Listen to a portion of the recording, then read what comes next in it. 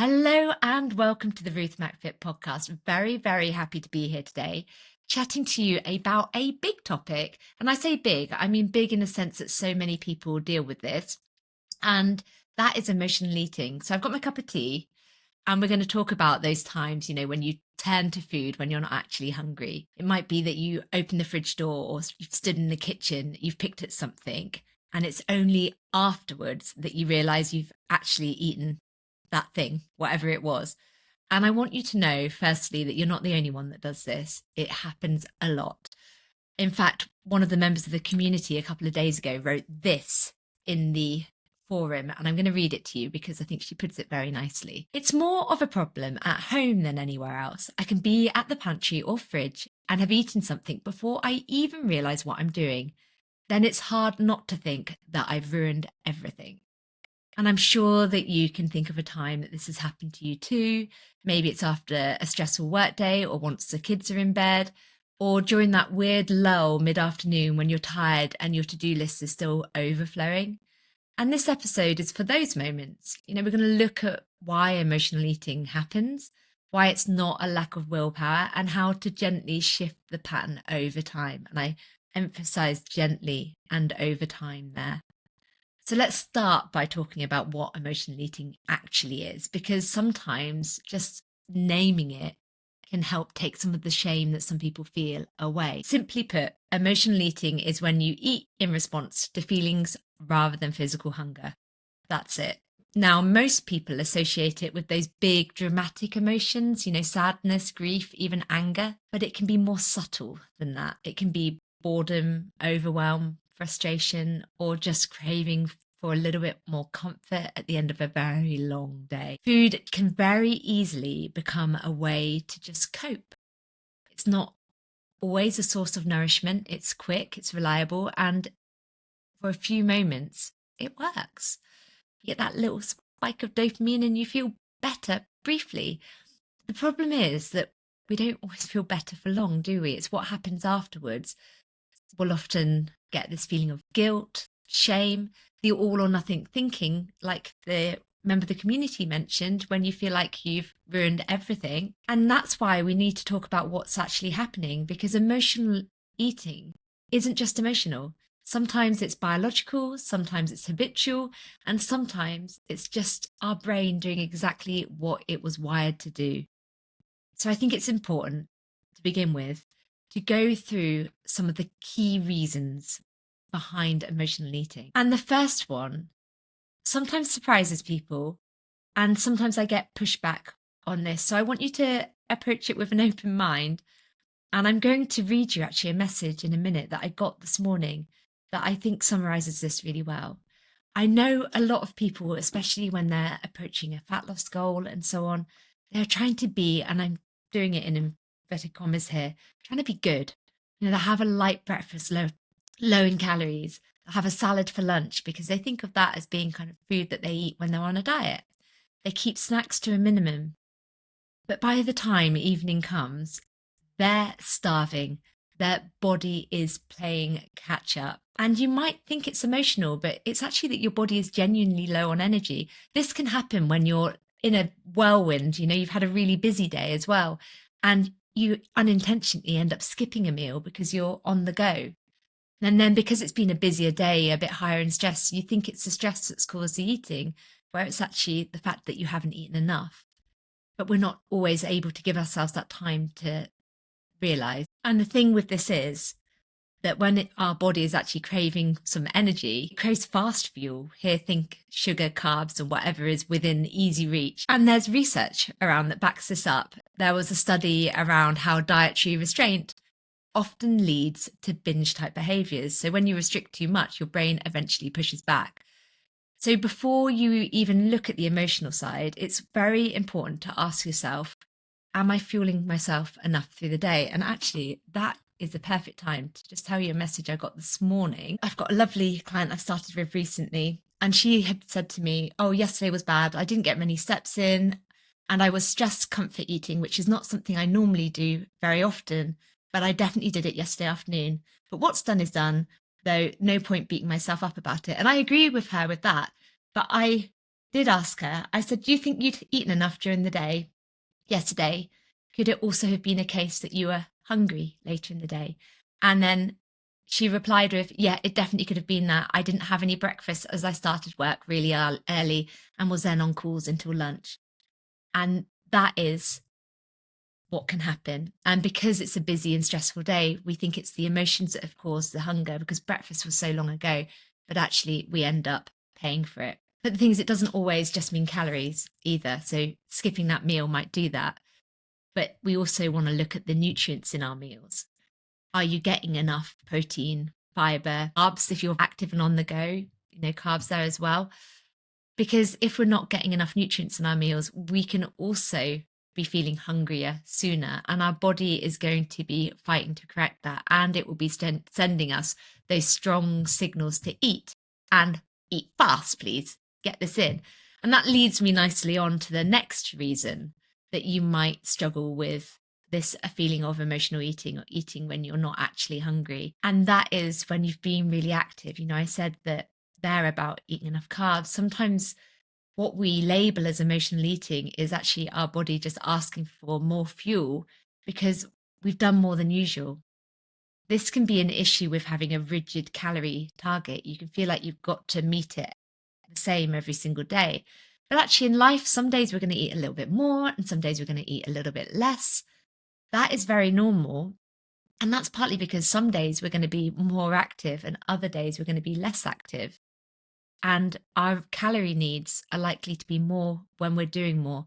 I know that when I've been on my long runs, which obviously use a lot of energy, if I don't eat fairly soon after I finish them, I can be eating way more later that day or even the following day. And the further you get away from the main event, the harder it is to connect it to, oh, it's because I was underfueled then. So for you, it might be that you've walked the dog a bit more, that you've been to the gym, you've done all your steps, you've been running around the garden with the kids or doing gardening work or dump runs, which seems to be how I'm spending some of my time at the moment. And then suddenly you're rummaging through that snack cupboard. It isn't emotional. It is that delayed hunger. It's physical, it's valid, and it's a real feeling. But because we're not used to listening to our hunger cues, or even if we're approaching fat loss, you might listen to them, but you might suppress them. You might often interpret it as a weakness, as emotional, and it's not. It's just your body doing its job. And if we can say, actually, today's really high activity, it's higher than normal, therefore I might need to have an extra snack in the day and then choose something that's going to work, make it a choice, then that can help with that. And that's why I love a calorie range and why I set my clients calorie ranges, because, on the days where they're doing less, they're going to be trying as much as possible to stick nearer the lower end. But nearer the upper end, they may well be closer to maintenance. But if they're doing way more activity than normal, then they probably could eat at that end of the range and still be in a decent deficit. It can also become a bit of a habit loop. I've spoken about habit loops before, but I'm going to tell you this one, a little bit of a story from when my kids were younger. And I'm sure that you might be going, oh my goodness, I remember that, or I do that. When you've got younger kids, you'll be trying to get them to bed. And once they're in bed, you just want to relax. You just want that time without them, right? And I know that when my kids were little, I'd put them to bed and they'd go to sleep and I'd almost want to reward myself with something. And that might have been a glass of wine, maybe, or chocolate, or whatever it is. And if we think of this as the habit loop of the cue, the response, the reward, the cue was, it's peace and quiet, the children are asleep. The response was, go and get some chocolate or go and get a little treat. And the reward was, that moment of calm. And that is how we form habits. And our brain loves efficiency. If food has made you feel better once, it will remember. And then, dopamine's involved and so on. And even before you realize it, the loop is complete. It's happened. And it doesn't mean you're broken. It means you've built a really effective coping strategy. It's just not necessarily working for you anymore. And we need to gently rewire it to something else. because that can be very much a loop that we keep doing without even realizing it. Now, I'm going to put something else in here as well, because it is such a big part of why emotional eating can tend to spike in the evening. And I've spoken about this on podcasts before, but it's decision fatigue. There's a brilliant study, and I'm going to try and say the name right, Baumeister and colleagues, that shows how our willpower, or what they call ego strength, depletes over the course of the day. So the more decisions you make, the harder it becomes to make good ones later. And if you're anything like the woman I coach, you're making decisions from the moment you wake up. You know, what to wear, what to have for breakfast, what your kids needs, what your husband is asking you, what you need to do for work, what's for dinner, what bills need paying, who needs chasing, have the kids forgotten something, what's for packed lunches tomorrow, and it goes on and on and on. And by 8 p.m, your brain is frazzled, it's done. And when your brain is overloaded and your energy is low, food becomes a very easy choice for you. It gives your brain a break, it soothes our system, and it's not that you're lazy or you lack willpower. It's a way of coping with that cognitive overload.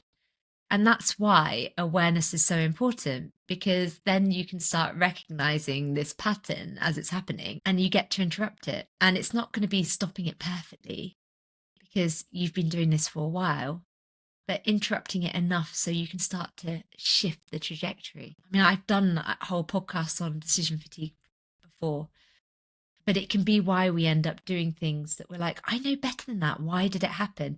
Your brain is full. You have no more room to make any other decisions. And it's why I like those habits of evening routines. So making decisions ahead of time so that you don't have to make all of those little ones in the day, and you're saving brain space. You're committing before the event itself. And the problem with all of this is what happens after we've been through this emotional eating. You're standing there, and as my client mentioned, thinking, I've ruined everything. And one snack then becomes a binge. One off-plan moment becomes this spiral of mood. You feel like all your progress is lost. And I want you to gently challenge that, because you haven't ruined anything. You've had a moment, which is for good reason. If you're listening to this, and you can, there will be a reason, and it's been your way of coping. And it maybe isn't the way that you wanted to, but it was the best way that you knew at that time. It's what you have been training yourself inadvertently to do. And one moment doesn't cancel out all of the efforts you've been making up until that point. And progress absolutely isn't ruined by a biscuit. It's ruined by that belief that you failed. And you'll know that I like to say there is no failure, only feedback. So instead, what if you said to yourself, interesting that happened. I wonder why. Ask yourself why. And you're now full of the knowledge as to reasons why that might be, but it does take questioning it. You know, if it's just happened, you're like, oh, that's annoying. Tomorrow's a new day. That's fine. But try and take that step to understand why as well. Have I eaten enough? Have I been more active? Is this a habit? And then we can use that information to build something different next time. And I know that that's what you're going to want to know how to do. That's fine, Ruth. You've told me all of this, but how can I break that habit? How can I stop it from happening? Obviously, eating enough during the day, if that is something that is going on, it's going to be a big one. But I want to go over some tools with you. And I want you to remember, these aren't rules. They're just here to help you build the awareness and shift the patterns, and not aim for perfection, because perfection is what can often get us into this loop anyway. So the first thing I want you to try and do is create the pause. Now you're probably thinking, if I could create a pause, Ruth, I would have done, and I wouldn't be in this situation. But when you've tried to create a pause before, it's likely been to say, I'm not allowed this. This is something I'm not going to have. And instead, I just want you to pause and say, not yet. If I still want it after this time, then I can have it. And even 90 seconds between that urge to eat and the action can really help. So just take a breath, take a moment, and ask yourself, what am I actually needing right now? Sometimes it really is going to be food, as we've mentioned. Sometimes it can be rest and recovery, or maybe connection with someone, time out. But the pause gives you a space to choose rather than react. And a choice is always going to feel better than a reaction. And if we're building on that a little bit more, it's worth naming what's happening. Say it out loud if you want. I think that's really powerful, saying things out loud. Obviously, if you're just sitting in front of loads of people, you might feel uncomfortable doing that, but saying it out loud. So I always do this when I feel like I've had enough of everyone. And that is progress. Just naming the emotion, naming what's happening. You've stepped out of that autopilot. And as I mentioned in my last podcast, when you're becoming a conscious observer of the behavior, you're no longer being that, if that makes sense. You're aware of what is happening. And that is how we rewire habits, not by willpower, but by noticing what's actually going on. And if it is because you're feeling super stressed, super overwhelmed with everything, your emotions are high, then a brain dump can be really useful. And I don't mean brain dumping to try and get some insight, although you might.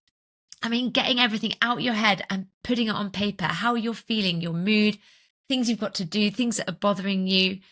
Get it out. You don't need to worry about the structure. You're just writing how you're feeling. And this can help release the pressure and give your emotions a place to go other than your stomach. We'll change the stomach to paper. That could be really helpful. I know if I'm feeling overwhelmed, getting everything out really helps. And for me, it helps because sometimes I realize there's not as many things that I think have to be done as actually do have to be done. I also want to mention, because it's a favorite one of mine at the moment, another type of pause. And by this, I mean, if we think of the habit loop as cue, action, and then result, if we want to change the action away from eating, then we can put something else in first. So you can commit to, and I'm going to read you a bit of a list, but you can do whatever it is that you choose, but something else to commit to. And it's saying, before I eat that, I am going to do this. And then if you still feel like eating that, then that's fine. And it might be things like, before I do that, I'm going to do 10 squats, 20 high knees, not all of these, just pick one, putting your favorite song on and singing out loud, having a dance in the kitchen, making a hot drink, moving to a different space, a different room. And this isn't about burning calories or anything like that. It's just that as you start doing that first and build that kind of interruption, over time, your brain can start to associate those actions instead of the action of eating with feeling better. So next time then, or over time, as you started to feel the urge to do something, then you might end up reaching for a drink or doing some movement, and know that that will make you feel better, because these things can absolutely make you feel better and better for longer as well. And I think when we are feeling in these states, these emotional eating kind of moments, when we're feeling a bit overwhelmed, it's very easy to reach for things that are just there. And it's worth thinking about making the food less accessible, not about restricting it. I just mean reducing that the loop is happening, because if there's something that you always turn to when your emotions are high, then having it at eye level is making your life much harder. And I know that there was a book I read a little while back, and the man in the book suggested a 20-second rule. And what he did with that, Amy, the example he gave was he wants to go for a walk instead of watch TV. So he put the TV controls 20 seconds further away and upstairs maybe. And then he put his walking shoes right where he'd almost trip over them. And our body likes, or our brain likes, a path of least resistance. So it's easier to put the shoes on at that point and then go and get the remote. And you could do a similar thing with food as well. Just make the behavior that you want more accessible than the one that you don't. And you could also have a condition that says, I'm only going to eat those foods when I'm sitting down and relaxed. I'm not going to have them on the go. And that leads me nicely onto my final bit of advice with what you can do. And that is apply the no crap cake condition. And my favorite, I say it all the time, you deserve great cake. If it's not going to taste very good, or you can't sit down and enjoy it and feel good eating every bite, is it really worth doing? So instead of picking up something in a rush to feel better, remind yourself that you can have it, but you want to enjoy it and sit and have it at a time you really like. It's also worth thinking that, would I like to have these biscuits that the children have in their packed lunch, which aren't that nice, or would I rather wait and on Saturday when I'm in town, I'll go to my favourite bakery and sit and have a coffee and my favourite cake? less often, more enjoyable. You deserve to enjoy the food that you're having and do it at a time where you can actually enjoy it. So here's what I want to leave you with. I want you to remember that you're not broken because emotional eating shows up. You're human. You're under pressure and you're managing more than most people even realize. Your brain is doing the best it can with the tools it currently have, but we've got some new tools now. You've got an idea of why it happens and you've got some strategies that you can work with. You're not going to fix it overnight and you don't need to do it all at once, but the tools that you now have can help you pause, breathe, and choose a little differently each time.